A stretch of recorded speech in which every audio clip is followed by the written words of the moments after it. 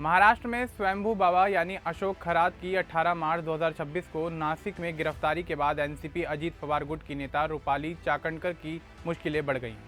वे महाराष्ट्र राज्य की महिला आयोग की अध्यक्ष थीं, लेकिन 20 मार्च 2026 को उन्होंने अपने पद से इस्तीफा दे दिया। अब पार्टी की महिला प्रदेशाध्यक्ष पद से भी उन्हें हटाने का दबाव बन रहा है। सुनेत्रा पवार और प्रफुल्ल पटेल ने देवगिरी बंगले पर बैठक की और रूपाली को पार्टी की छवि के लिए बोझ मान रहे हैं। विपक्ष उनके और खरात के पुराने संबंधों पर हमला कर रहा है। रूपाली ने कहा कि वे खरात के गलत कामों से अनजान थीं।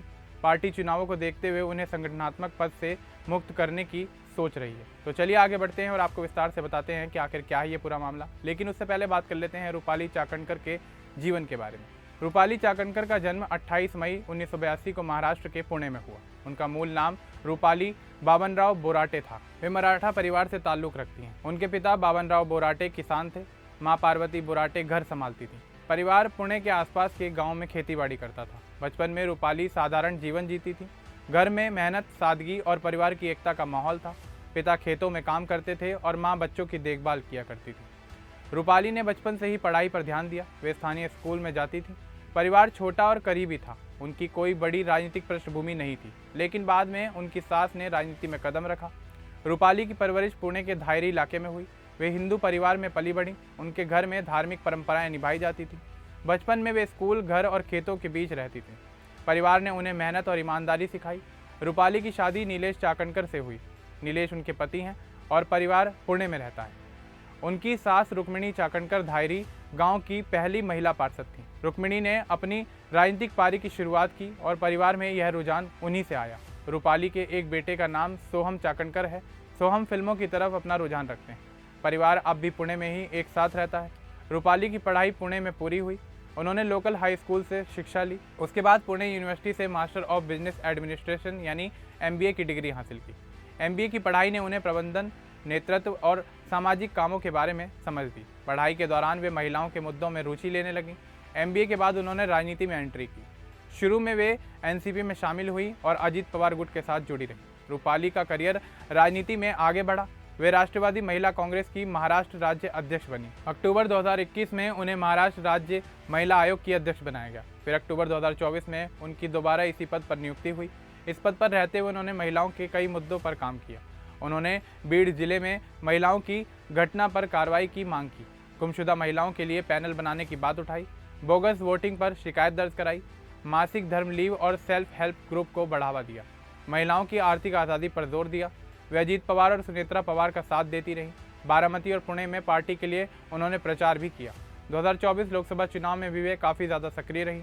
रूपाली का सबसे बड़ा विवाद अशोक खरात से जुड़ा हुआ है। अशोक खरात 67 साल के हैं। वे पहले मर्चेंट नेवी में कैप्टन थे, बाद में ज्योतिषी और स्वयंभू बाबा बन गए। उन्होंने शिवानिका ट्रस्ट शुरू किया। रूपाली इस ट्रस्ट से जुड़ी हुई थी। वे ट्रस्ट की डायरेक्टर भी रही थी। अगस्त 2025 तक यह पद उनके पास था।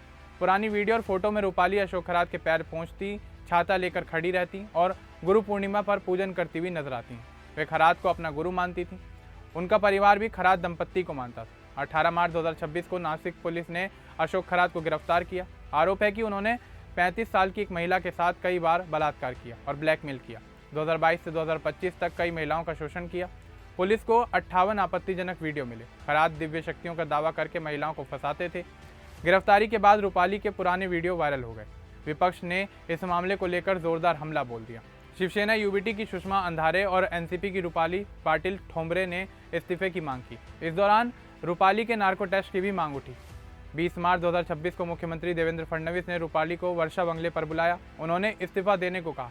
शाम को रूपाली ने डिप्टी CM सुनेत्रा पवार को अपना इस्तीफा सौंप दिया। इस्तीफे में उन्होंने व्यक्तिगत कारण और निष्पक्ष जांच का जिक्र किया। रूपाली ने कहा कि वे खरात के गलत कामों से अनजान थी।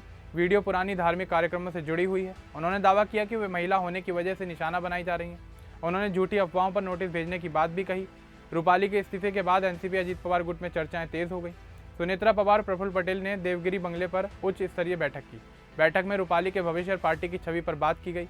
पार्टी के ज़्यादातर नेता मानते हैं कि रूपाली की वजह से पार्टी की छवि खराब हो रही है। आगामी चुनावों को देखते हुए महिला प्रदेश अध्यक्ष पद पर उन्हें बनाए रखना बोझ बन गया है। विपक्ष आरोप लगा रहा है कि रूपाली ने खरात को संरक्षण दिया। कुछ आरोप ब्लैक मैजिक और धमकी के भी लगे। 21 मार्च 2026 को विपक्ष ने और दबाव बढ़ाया। कांग्रेस नेता विजय वडेट्टीवार ने कहा कि इस्तीफा काफ़ी नहीं, बड़े लोगों पर भी जांच हो। सुषमा अंधारे ने नार्को टेस्ट और सीडीआर चेक करने की मांग की। एनसीपी के कुछ नेताओं के बीच अंदरूनी चर्चाएं शुरू हो गईं। रूपाली ने पुलिस जांच पर भरोसा जताया और कानून का साथ देने की बात कही। 22 मार्च 2026 को पार्टी सूत्रों ने बताया कि रूपाली को संगठनात्मक पद से हटाने का फैसला जल्द हो सकता है, लेकिन अभी तक महिला प्रदेशाध्यक्ष पद से कोई औपचारिक ऐलान नहीं हुआ है। रूपाली ने कोई नया बयान नहीं दिया है। एसआईटी मामले की जांच कर रही है। खरात को 24 मार्च तक पुलिस कस्टडी मिली है। रूपाली का पूरा करियर महिलाओं के मुद्दे से जुड़ा रहा। उन्होंने कई बार महिलाओं के अधिकारों की आवाज़ भी उठाई, लेकिन खरात मामला उनके लिए सबसे बड़ा झटका साबित हुआ। परिवार ने उनका साथ दिया। पति नीलेश और बेटा सोहम भी उनके साथ हैं। राजनीति में उन्होंने अजीत पवार गुट को महिलाओं के बीच मजबूत किया, लेकिन इस विवाद ने उनकी छवि को नुकसान पहुंचाया। इस मामले की ताज़ा अपडेट की बात की जाए तो रूपाली चाकणकर ने सिर्फ राज्य महिला आयोग का पद छोड़ा है। एनसीपी महिला प्रदेशाध्यक्ष पद पर वे अभी भी बनी हुई हैं। पार्टी के अंदर बैठकें जारी हैं, लेकिन कोई आधिकारिक ऐलान नहीं हुआ है। सुनेत्रा पवार ने इस्तीफा आगे बढ़ा दिया है। विपक्ष लगातार दबाव बना रहा है। पुलिस खरात के केस में जांच कर रही है और रूपाली से पूछताछ हो सकती है। रूपाली ने कोई नया बयान नहीं दिया है। पार्टी चुनाव को देखते हुए जल्द फैसला ले सकती है। फिलहाल स्थिति यही है कि रूपाली का महिला आयोग वाला काम खत्म हो गया है, लेकिन पार्टी पद पर दबाव बढ़ रहा है। अब इस पूरे मामले को लेकर, रूपाली की जिंदगी को लेकर और उनसे जुड़े तमाम विवादों को लेकर आपका क्या कुछ कहना है, हमें कमेंट बॉक्स में जरूर बताएं। बाकी इस तरह के और अपडेट्स के लिए हमारे चैनल को सब्सक्राइब करना ना भूलें। धन्यवाद।